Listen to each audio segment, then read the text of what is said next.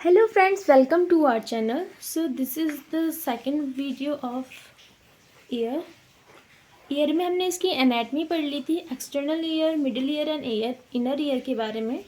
तो उसमें हमें पता चला था जो हमारा कंडक्शन का काम करवा रहा है वो करता है हमारा external and middle ear, and जो हियरिंग जो हो रही है वो करता है हमारा इनर ईयर। इनर ईयर में जो हमारा ऑर्गन ऑफ कॉर्टाई था वो था हमारे हियरिंग के लिए रिस्पॉन्सिबल। तो अब हम देखेंगे हियरिंग लॉस के बारे में। हियरिंग लॉस मेनली हमारे जो होते हैं 3 टाइप्स के होते हैं: conductive hearing loss, sensory neural hearing loss, mixed hearing loss and central, ये अलग आ जाता है हमारा सेंट्रल हियरिंग लॉस। कंडक्टिव वाले में क्या हो रहा है हमारा, जब हमारे external and middle ear affected है, मतलब कंडक्शन में कोई प्रॉब्लम आ रही है, तो उसकी वजह से अगर हमें कुछ सुनाई नहीं दे रहा है, हियरिंग में कोई लॉस हो रहा है, तो उसको हम बोलते हैं कंडक्टिव हियरिंग लॉस।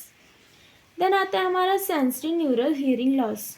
अगर हमारा इनर ईयर अफेक्टेड है, मतलब हमारी जो वॉइस है, जो साउंड है वो अंदर तक तो जा रही है, लेकिन इनर ईयर में कोई प्रॉब्लम है जिस वजह से क्या हो रहा है, आवाज़ में कोई लॉस हो रहा है, हमें सुनाई नहीं दे रही है, तो उसको हम बोलते हैं sensory neural hearing loss. Mixed में क्या होगा, इन दोनों में मिक्स तरीके से कोई प्रॉब्लम है, मतलब इसमें भी प्रॉब्लम है, एक्सटर्नल मिडिल ईयर में एंड इनर ईयर में भी अगर अफेक्टेड है तो उसको हम बोल देंगे मिक्स्ड हियरिंग लॉस। उसके बाद एक आता है हमारा सेंट्रल हियरिंग लॉस। इसमें क्या होता है, हमारी पूरी जो साउंड है वो पूरे हमारे इनर ईयर तक चली गई है, लेकिन इनर ईयर भी ठीक है, इसमें क्या हो रहा है, लेकिन अंदर तक वेस्टिब्युलोकॉक्लियर नर्व भी ठीक है, लेकिन जब वो ऑडिटरी कॉर्टेक्स तक पहुंचा रही है साउंड को, तो पता चल रहा है जो हमारा ऑडिटरी कॉर्टेक्स है टेम्पोरल लोब में, वही किसी वजह से डैमेज हो रखा है।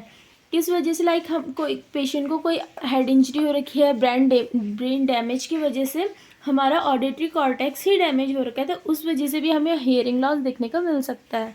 तो उस टाइप की हियरिंग लॉस को बोलते हैं सेंट्रल हियरिंग लॉस। अब आता है हम कि कैसे पहचानेंगे कि पेशेंट को कौन सा, अब हमारे पास पेशेंट आया कि मुझे मतलब सुनने में क्या हो रही प्रॉब्लम हो रही है, तो हम कैसे पता करेंगे कि उसको कंडक्टिव है, सेंसरी है, मिक्स्ड है, कि किस वजह से उसका हियरिंग लॉस हो रहा है। तो एक आता है हमारा वेबर टेस्ट, एक आता है हमारा रिनन टेस्ट।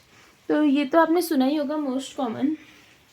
इसमें वेबर टेस्ट में हम क्या करवाते हैं, जो हमारा ट्यूनिंग फॉर्क होता है उसके हम बेस को हमारा जो हेड होता है ब्रिज ऑफ फोरहेड में रखते हैं, और पहले हम जैसे ये ट्यूनिंग फॉर्क है तो जैसे हम इसको ऐसे वाइब्रेट करवाते हैं, उसके बाद क्या करते हैं ऐसे फोरहेड के ब्रिज में रखते हैं, और फिर पेशेंट को बोलते हैं कि मतलब दोनों ईयर में मतलब सेम वाइब्रेशन का साउंड आ रहा है या नहीं।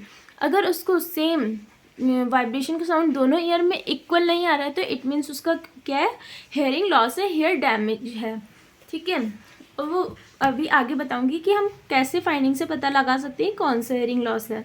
उसके बाद आता है हमारा रीडिंग टेस्ट।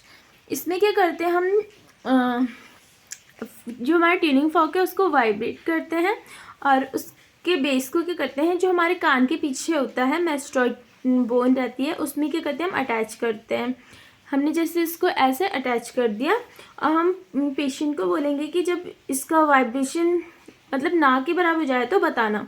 फिर जब पेशेंट बोलता है अब ठीक है, इससे मतलब हम इसका क्या कर रहे हैं, पेशेंट का बोन है ना, तो हम बोन कंडक्शन चेक कर रहे हैं। इसमें क्या होता है, जब हम बोन से भेज रहे हैं तो मतलब हमने बोन में वाइब्रेट करा, वो सीधा हमारे लैब्रिंथ इनर ईयर में जाएगा, वहाँ से सीधा वेस्टिब्युलोकॉक्लियर नर्व में जा रहा है। ठीक है, इससे मतलब इसका ईयर कंडक्शन मतलब बोन कंडक्शन चेक हो रहा है। उसके बाद जब पेशेंट बोलता है अब मतलब वाइब्रेशन नहीं है, तो हम उसको ऐसे कान के बीच साइड आगे क्या करते हैं, ट्यूनिंग फॉर्क को रखते हैं। उससे क्या होता है, हमारा ईयर कंडक्शन चेक होता है। ईयर कंडक्शन मतलब हम जैसे नॉर्मली अंदर जा रही है साउंड एक्सटर्नल ईयर से, फिर ईयर ऑसिकल जो हमारे इनकस में स्टेप्स थे वो वाइब्रेट हो रहे थे, और फिर जाके हमारे इनर ईयर में जा रहे थे, फिर जाके वेस्टिब्युलोकॉक्लियर नर्व स्टिमुलेट हो रही थी, और ऐसे ऐसे करके हमारा जो हेयरिंग हो रहा था उसको हम बोलेंगे ईयर कंडक्शन। तो हमारा जो नॉर्मल पर्सन होता है उसमें हमारा जो ईयर कंडक्शन है वो ज़्यादा होता है as compare to bone conduction. Ear conduction more than bone conduction, ये होता है हमारा नॉर्मल पेशेंट में। अब हम देखते हैं इसमें क्या कैसे रिजल्ट आते हैं, क्या फाइंडिंग्स आती है और हम कैसे पता करेंगे कि कौन कौन से किस फाइंडिंग में कौन सा हियरिंग लॉस होता है। अब फर्स्ट हमारा टेस्ट आता है रीनिन टेस्ट। रीनिन टेस्ट हम जब करते हैं तो उसके रिजल्ट में क्या क्या देखने को मिलता है, या फिर हमारे पास दो रिजल्ट आएंगे। एक आएगा हमारा अगर ईयर कंडक्शन मोर देन होगा बोन कंडक्शन के, या फिर आएगा हमारा बोन कंडक्शन मोर देन होगा ईयर कंडक्शन के। ठीक है, तो किस में क्या आता है, जो हमारा नॉर्मल पर्सन रहता है इसमें मैंने आपको पहले बताया था, जो हमारा ईयर कंडक्शन होता है वो मोर फास्टर देन होता है बोन कंडक्शन के हमारे नॉर्मल पर्सन में। अब जब हम कंडक्टिव हियरिंग लॉस वाले पर्सन को देखते हैं, CHL पर्सन को देखते हैं, तो उसमें क्या होता है, कंडक्शन जो हमारे ईयर कंडक्शन है वो हमारा ऑब्स्ट्रक्ट रहता है। किस वजह से, जब हमारे मिडिल ईयर या फिर मिडिल ईयर में कोई प्रॉब्लम है तो उस वजह से हमारा ईयर कंडक्शन स्लो हो जाता है as compare to bone conduction. तो इसलिए हमारा जो हम बोन कंडक्शन होता है इसमें CHL वाले पर्सन में वो किससे ज़्यादा हो जाएगा, हमारे ईयर कंडक्शन से। क्यों, क्योंकि जो हमारा ईयर कंडक्शन था वो ऑब्स्ट्रक्ट हो रहा है, इसलिए जो हमारा बोन कंडक्शन था वो आगे निकल जाएगा स्पीड में। ठीक है, तो ये तो हमें पता चल गया, ये दोनों हो गया डिफरेंट, ये तो नॉर्मल हो गया। अगर सीधे सीधे बोन कंडक्शन ज़्यादा आ रहा था तो हमें पता चल जाएगा कि इस पेशेंट को कौन सा वाला हियरिंग लॉस हुआ है, CHL वाला। उसके बाद हम देखते हैं SNHL person, sensory neural hearing loss वाले पर्सन में क्या देखने को मिलता है। इसमें भी हमारे सेम फाइंडिंग आती है एज नॉर्मल पर्सन। इसमें भी जब हमारा मतलब कंडक्शन में कोई प्रॉब्लम नहीं है, क्योंकि SNHL में तो हमारा इनर वाला अफेक्ट होता है, इसलिए हमारा क्या होता है, ईयर कंडक्शन में कोई कमी नहीं आती है, इसलिए हमारा ईयर कंडक्शन और बोन कंडक्शन सेम हो जाता है। तो इस टेस्ट के थ्रू हम ये तो पता कर सकते हैं कि पेशेंट को CHL मतलब कंडक्टिव हियरिंग लॉस तो नहीं है, लेकिन हम इस चीज़ में डिफ्रेंशिएट नहीं कर पा रहे हैं। फॉर एग्जांपल अगर हमारा बोन कंडक्शन ईयर कंडक्शन से ज़्यादा आ गया तो हम तो सीधे सीधे बता देंगे कि हम पेशेंट क्या है, CHL वाला है, ठीक है, कंडक्टिव हियरिंग लॉस वाला है। लेकिन अगर ईयर कंडक्शन मोर देन हुआ बोन कंडक्शन तो इसमें हमारी दो चीज़ें आती हैं, या फिर पेशेंट नॉर्मल होगा या फिर हमारा SNHL होगा।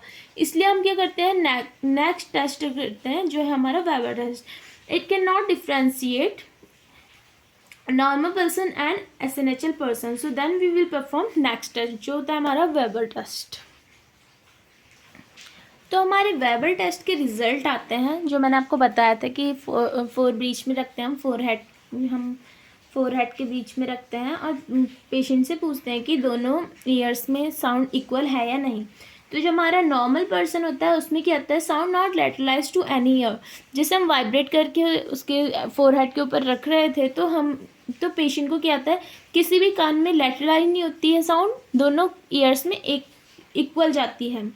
CHL वाले पर्सन में क्या होता है, साउंड लेटरलाइज्ड होगी डिजीज ईयर में, एंड SNHL वाले पर्सन में क्या होगा, साउंड लेटरलाइज्ड होगी,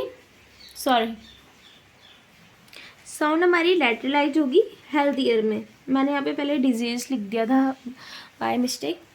तो इसका मतलब क्या है, disease ear and lateralized ear. For example हमारे पास पेशेंट आया, ठीक है, हियरिंग लॉस वाला, उसने हमको क्या कहा, उसके लेफ्ट ईयर में क्या है, कम सुनाई दे रहा है। तो हम क्या करेंगे, वेबर टेस्ट करेंगे, ठीक है। अब अगर साउंड लेटरलाइज्ड हो रही है डिजीज्ड ईयर में, लेफ्ट ईयर में ही क्या हो रही है, साउंड लेटरलाइज्ड हो रही है, इट मीन्स पेशेंट को कौन सा हियरिंग लॉस हुआ है, CHL। अगर हमने वेबर टेस्ट किया और साउंड लेटरलाइज्ड हुई हमारे हेल्दी ईयर में, लेफ्ट ईयर में ना होते हुए अगर राइट ईयर में हुआ साउंड लेटरलाइज, तो इट मीन्स पेशेंट को कौन सा है, हेल्दी ईयर में हो रहा है, it means SNHL sensory neural hearing loss हो रहा है पेशेंट को। तो इस तरीके से हम वेबर टेस्ट से पता कर सकते हैं कि जो हमारा रीडिंग टेस्ट था उससे हमें SNHL और नॉर्मल पर्सन के बीच हम डिफ्रेंशिएट नहीं कर पा रहे थे, वेबर टेस्ट से हम इसको डिफ्रेंशिएट कर सकते हैं। अब हम देखते हैं management for CHL and management of SNHL person. हमें ये तो पता चल गया कि पेशेंट को कौन सा वाला हियरिंग लॉस हुआ है, तो अब हम उस तरीके से हम कैसे मैनेज कर सकते हैं। तो अगर कंडक्टिव हियरिंग लॉस हुआ है हम उसके लिए हियरिंग एड्स का यूज़ करते हैं, जिसको हम बोलते हैं कान वाली मशीन जो हम यूज़ करते हैं, तो वो CHL वाले पर्सन में होता है। इसका फंक्शन क्या होता है, ये कंडक्शन ऑफ साउंड का कंडक्शन करवाने में हेल्प करता है। लेकिन इसका एक साइड इफ़ेक्ट भी होता है, ये क्वेश्चन में भी पूछा गया है। साइड इफ़ेक्ट इसका बैकग्राउंड नॉइस इंक्रीज हो जाती है। जो हमारा नॉर्मल जो एयर होता है उसमें क्या ऐसी कैपेसिटी होती है कि मतलब वो एक चीज़ में, एक वॉइस में फोकस कर सकता है, मतलब बैकग्राउंड की जो इतनी वॉइस होती है उसको अपने आप से ही रिमूव कर लेता है। लेकिन इसमें क्या है, ये हमारा नॉर्मली कंडक्शन का वर्क नहीं कर रहा है, इसलिए हमारी जितनी भी नॉइज़ है वो सारी नॉइज़ को वो क्या कर रहा है, कंडक्ट कर रहा है, जितनी भी साउंड रह रही है। तो इस वजह से क्या हो रहा है, हमारा बैकग्राउंड नॉइज़ भी क्या हो रहा है, इंक्रीज़ हो रहा है। अब SNHL वाले पर्सन में कंडक्शन तो ठीक है, लेकिन इनर ईयर में ही प्रॉब्लम है।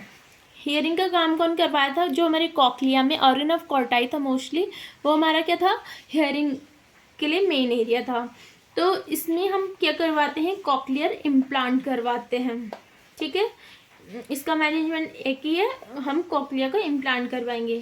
एक हमारी कंडीशन होती है प्रेस्बाइक्यूसिस। इसमें क्या होता है, जो हमारा एज बढ़ने के साथ साथ पिगमेंट क्या होते हैं हमारे कॉकलिया में एक्युमुलेट होने लग जाते हैं। तो इसका भी हमारा एक ही लास्ट में सॉल्यूशन होता है, कॉकलिया इम्प्लांट। तो ये था आज का हेयरिंग लॉस के बारे में, कैसे हम पता करेंगे कि पेशेंट को कौन सा हेयरिंग लॉस है और उसको हम कैसे मैनेजमेंट करेंगे। Thank you so much. If you like this video please like, share and subscribe. और जहाँ पे भी आपको मतलब कुछ क्वेरी रहती है तो आप कमेंट कर सकते हैं, मैं आपको पक्का रिस्पॉन्स करूँगी। Okay, thank you, bye.